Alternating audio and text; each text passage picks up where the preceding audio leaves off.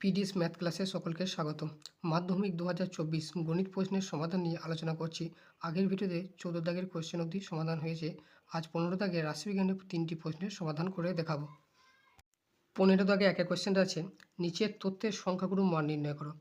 এই প্রশ্নটা সংখ্যাগুরু মান নির্ণয় করতে হবে। সংখ্যাগুরু মান নির্ণয়ের ক্ষেত্রে সবথেকে বেশি পরিসংখ্যা বিশিষ্ট সারিটাকে দেখতে হয়। এখানে পরিসংখ্যার মধ্যে সবথেকে বেশি আছে 22টা, তাহলে সংখ্যাগুরু সম্বন্ধিত শ্রেণী হবে 20 থেকে 25। এটা এখানে পরিসংখ্যা বিভাজন ছকটা লিখে নিলাম। এবার লিখব প্রদত্ত পরিসংখ্যা বিভাজন ছকের সর্বাধিক পরিসংখ্যা হলো 22, তাহলে সেটা লিখে নেব। প্রদত্ত পরিসংখ্যা বিভাজন ছকের পরিসংখ্যা বিভাজন ছকের সর্বাধিক পরিসংখ্যা হলো 22। সর্বাধিক পরিসংখ্যা আছে 22, তাহলে সর্বাধিক পরিসংখ্যা বিশিষ্ট সংখ্যাগুরু শ্রেণী হবে 20 থেকে 25। অতএব সংখ্যাগুরু মান সম্বলিত শ্রেণী হবে 20 থেকে 25।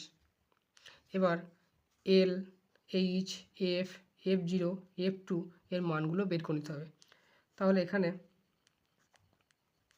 এই এর মান হচ্ছে লোয়ার বাউন্ড, সংখ্যাগুরু শ্রেণীর সর্বনিম্ন আছে 20, তার এর মান হবে 20। এইচ কতটা ডিফারেন্স, 20 থেকে 25, ডিফারেন্স আছে 5। এরপর হলো এফ হলো সংখ্যাগুরু সমন্বিত পরিসংখ্যাটা, এফ এর মান হবে এখানে 22। এরপর হচ্ছে F0 মানে সংখ্যাগুরুর শ্রেণীর ঠিক আগের পরিসংখ্যা, তার আগের পরিসংখ্যা হচ্ছে 16। এবং F2 হলো সংখ্যাগুরু শ্রেণীর পরের পরিসংখ্যা আছে 11, তাহলে F2 হলো 11। এবার আমরা জানি সংখ্যাগুরু মানের সূত্র হলো সংখ্যাগুরু মান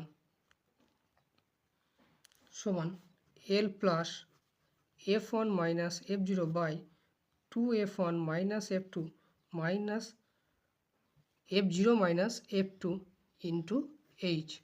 এবার মানগুলো বসিয়ে দেবো একে একে। এই এর মান আছে 20 প্লাস F1 এর মান আছে, এটা F1 হবে, F1 হলো 22, F0 16 বাই 2F1, 2 ইন্টু 22 দুগুণে 44 minus F0 16 minus F2 11 into এইচের মান হলো 5 সমান 20টা যেমন আছে রাখলাম। 22 থেকে 16 বাদ দিলে হবে 6, 44 থেকে 16 এবং 11 বাদ দিলে হবে 17 ইন্টু 5। 20 প্লাস 5 6 30, 30/17, তাহলে 20 প্লাস 30/17, 30/17 এর মান হয় 1.76 প্রায়, তাহলে এটা হবে 20 একে 21, 21.76 এর মান প্রায়। তাহলে সংখ্যাগুলোর মান হলো এইটাই হলো অ্যান্সার। 2 থেকে কোশ্চেন আছে, নিম্নলিখিত পরিসংখ্যা বিভাজন ছক থেকে যে কোনো পদ্ধতিতে গড় নির্ণয় করো। যেহেতু বলা আছে যে কোনো পদ্ধতিতে, সুতরাং যে কোনো একটা পদ্ধতিতে করলেই হলো। প্রত্যক্ষ পদ্ধতিতে গড়টা নির্ণয় করব। যে পরিসংখ্যা বিভাজন ছক দেওয়া আছে সেখান থেকে শ্রেণীসীমা, পরিসংখ্যা, শ্রেণী মধ্যক এবং xi fi এর মানগুলো বের করে নেব। এখানে প্রথম শ্রেণীসীমা আছে 85 থেকে 105, পরিসংখ্যা 3 এবং শ্রেণীমধ্যক হলো 85 প্লাস 105/2 সমান 95। xi ইন্টু fi মানে 3 ইন্টু 95 সমান হলো 285। xi মানে হচ্ছে শ্রেণীমধ্যকটা আর fi হলো পরিসংখ্যা। দ্বিতীয় শ্রেণী আছে 105 থেকে 125, এখানে পরিসংখ্যা 12 এবং শ্রেণীমধ্যক হচ্ছে 115, তাহলে 12 ইন্টু 115 সমান হচ্ছে 1380।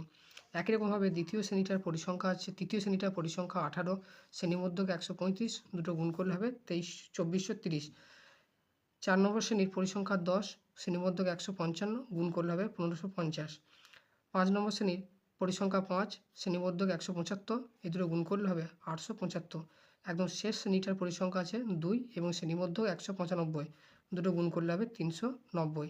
এবার সামেশন fi মানে পরিসংখ্যাগুলির যোগফল, সামেশন fi করলে হবে 50 এবং সামেশন fi ইন্টু xi বা xi ইন্টু fi তার মান হবে এই সব কটার যোগফল সমান হবে 6910। এবার প্রত্যক্ষ পদ্ধতিতে আমাদের গড় নির্ণয়ের সূত্র হলো summation fi into xi by summation fi, তাহলে অথবা লিখতে পারি নির্ণয় গড় সমান summation fi into xi by summation FI. Summation FI into XI এর মান আছে 6910 বাই সামেশন এফআই মানে 50। একটা শূন্য কেটে গেল, তাহলে 691 বাই 5। একে ভাগ করলে হবে 138.2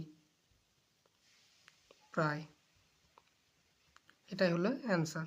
খুব ইজি একটা প্রবলেম দিয়েছিল।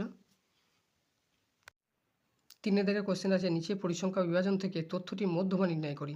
দেওয়া আছে প্রাপ্ত নম্বর 10-এর কম, 20-এর কম, 30-এর কম, 40-এর কম, 50-এর কম, 60-এর কম, আর শিক্ষার্থীর সংখ্যা আছে 8, 15, 29, 42, 60, 70। এখানে এইগুলো হলো ক্রমযোগী পরিসংখ্যা। এবার ক্রমযোগী পরিসংখ্যা থেকে পরিসংখ্যা মানটা বের করে নিতে হবে। আর এই প্রাপ্ত নম্বরগুলো 10-এর কম, 20-এর কম, 30-এর কম আছে, এগুলো 10 থেকে 20, 20 থেকে 30, 30 থেকে 40 এরকম ফর্মে নিয়ে আসতে হবে।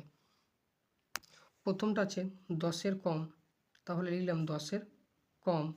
এর ক্রমযোগী পরিসংখ্যা আছে 8, তাহলে পরিসংখ্যা হবে 8। এবার পরেরটা আছে 20-এর কম, 20-এর কমের মধ্যে হবে, তাহলে 10 থেকে 20-এর মধ্যে কত নম্বর আছে? ক্রমযোগী পরিসংখ্যা আছে 15, তাহলে পরিসংখ্যা হবে 15 - 8, 15 - 8 সমান হলো 7। একই রকমভাবে পরেরটা হবে 20 থেকে 30, এর পরিসংখ্যা হবে, ক্রমযোগী পরিসংখ্যা আছে 29, তাহলে পরিসংখ্যা হবে 29 - 15 সমান 14। এরপরে 30 থেকে 40, তারপরটা 40 থেকে 50 এবং শেষেরটা 50 থেকে 60। 30 থেকে 40 এর ক্রমযোগী পরিসংখ্যা আছে 42, তাহলে পরিসংখ্যা হবে 42 - 29 সমান 13। 40 থেকে 50 এই শ্রেণীটার ক্রমযোগী পরিসংখ্যা আছে 60, তাহলে পরিসংখ্যা হবে 60 - 42 সমান হবে 18। একই রকমভাবে 50 থেকে 60 এই শ্রেণীটার ক্রমযোগী পরিসংখ্যা আছে 70, তাহলে পরিসংখ্যা হবে 70 - 60 সমান হবে 10। এখানে ক্রমযোগী পরিসংখ্যা সব থেকে বেশি আছে 70, তাহলে এর মান হবে n। তাহলে নিচে লিখব n = 70, অথবা n/2 সমান হবে 70/2 সমান হচ্ছে 35। এবার 35-এর ঠিক বেশি ক্রমযোগী পরিসংখ্যা দেখতে হবে।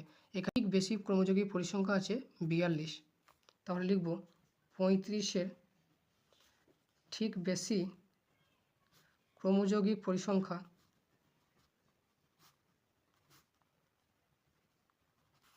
সমান 42 এবং এর শ্রেণীটা আছে 30 থেকে 40 এবং শ্রেণী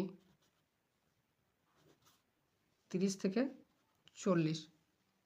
তাহলে এবার এল এর মান হবে, এল মান আছে নিচেরটা, নিম্নসীমা সমান হলো 30, n/2 এর মান বের করা আছে 35 এবং CF মানে যে ক্রমযোগী পরিসংখ্যা ঠিক আগের পরিসংখ্যা, এর মান হবে 29, F এর মান হলো 42 এবং H এর মান হলো 30 থেকে 40 মানে হচ্ছে 10 ডিফারেন্স 10। এবার মধ্যমা নির্ণয়ের সূত্র হলো মধ্যমা সমান L plus n/2 minus CF by F into H। এবার মানগুলো বসিয়ে দেবো। এল এর মান হলো 30 প্লাস n/2 হলো 35 মাইনাস CF মানে ক্রমযোগী পরিসংখ্যার ঠিক আগের পরিসংখ্যাটা 29 বাই F মানে হবে 42 ইন্টু H এর মান হলো 10 সমান 30 প্লাস 35 থেকে 29 বাদ দিলে হবে 6/42 ইন্টু 10। CF হলো ক্রমযোগী পরিসংখ্যা ঠিক আগের ক্রমযোগী পরিসংখ্যাটা, তাহলে 29, আর F হলো মধ্যমা শ্রেণীর শুধু পরিসংখ্যা সমান হবে 13, তাহলে F এর মান হবে 13, তাহলে F এর জায়গায় বসে যাবে 13, এখানেও হবে 13, এটা হবে 13। এবার 30 প্লাস 6×10 = 60/13 সমান 30 প্লাস 60/13, একে ভাগ করলে হবে 4.62 প্রায়, তাহলে এই দুটো যোগ করলে হবে 34.62, এর মধ্যমা মান হলো 34.62 প্রায়। এটাই হলো অ্যান্সার।